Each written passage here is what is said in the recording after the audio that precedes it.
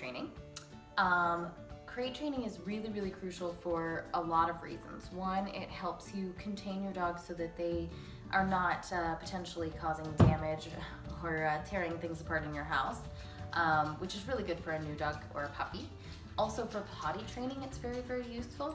You want a crate that is enough space for your dog to stand, circle, and lay down comfortably, but not so much space that they can curl up in one end and potty in the other, because then it won't help you for crate training.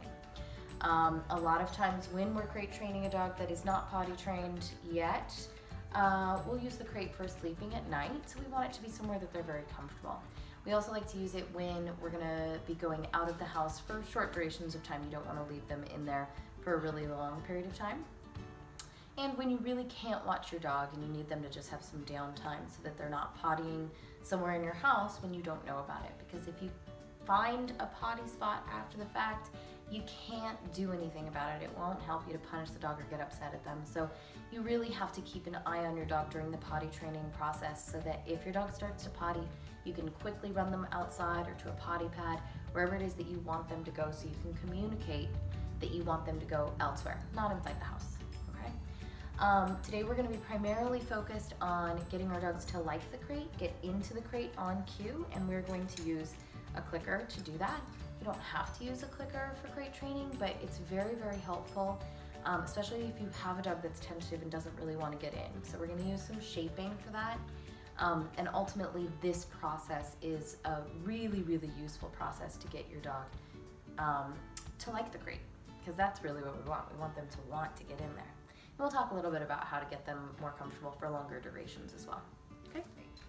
One of the biggest mistakes that most people make is they show their dog a treat, put the treat in the crate, their dog goes in the crate to get it, they slam the door shut, and then dog's trapped in the crate. Well, then the next time the dog really doesn't want to go in the crate because it was not a very positive experience. They felt like they got trapped. So we're gonna take that issue and switch it around. We're gonna let our dogs make the decision to get into the crate. And we're gonna do this with a little bit of free shaping. And free shaping is where I let the dog start that process towards the end goal. So what I mean is, if he shows any interest in the crate, if he looks at the crate, if he starts to move towards the crate, if he puts a paw on the crate, all of those things are gonna get him a click and a treat. And gradually I up the criteria until we get to the point where he puts himself completely in the crate. So sometimes it's a little bit easier to demonstrate this method than talk about it. So we're just gonna start by having some treats in hand and a clicker ready. And the reason she got that click and treat is because she looked at the crate. So she's trying some different things. She knows a lot of tricks. And she's occasionally glancing at the crate, so I'm clicking and treating for that. Now, you're very talkative today. Now I want to actually wait until she moves a little bit towards the crate. Now we've gotten a good looking at the crate, which is great. Now I want to see if she'll actually take a couple of steps towards the crate. So I'm going to change the way that my body's facing.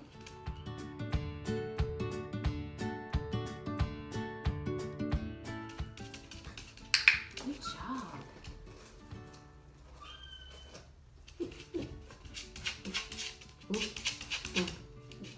Good girl, there you go. Good job.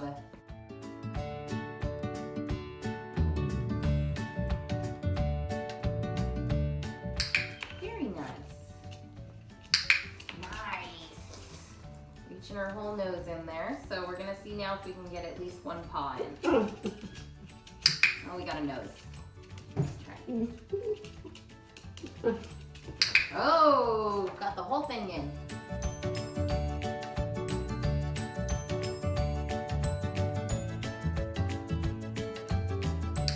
Now I'm going to click and treat him a couple of times for remaining in the crate, because ultimately that's what I want.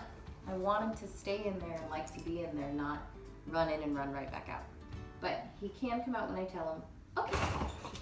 Goodness. Okay.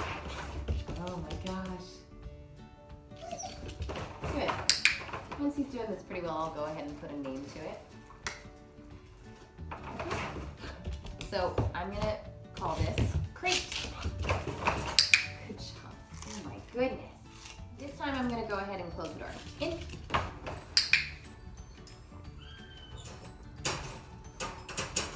Good girl.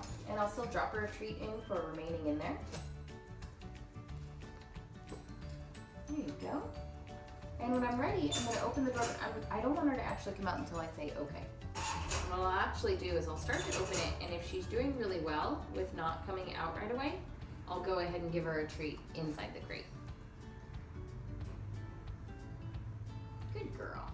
So I'm gonna start to open this door. Uh-oh, uh-oh, uh-oh.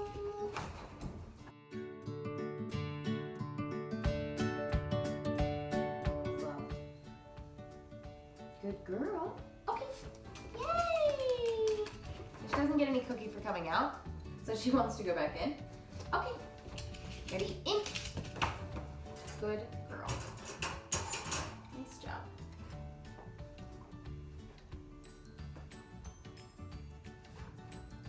Okay. Yay! And she just wants to go right back in because she loves the crate now. Now the crate's all associated with treats. Okay, good job.